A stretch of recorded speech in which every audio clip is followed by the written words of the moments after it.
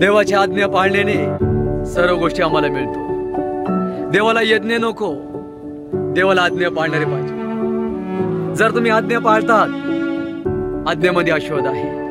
म्हणून अन्वाचे पुस्तक 28 अध्याय, तुझा देव परमेश्वराचे वाणी लक्षपूर्वक ऐकशील, हे सर्व आशीर्वाद तुझ्या मागे।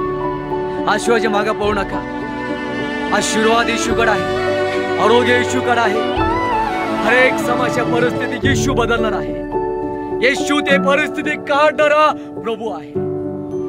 अन्वाचे पुस्तक 15 अध्याय वचन 4 सांगतो की तुझ्या मधला कोणीही गरिबी राहणार नाही आणि तो गरिबी मुक्त करणारा परमेश्वर आहे।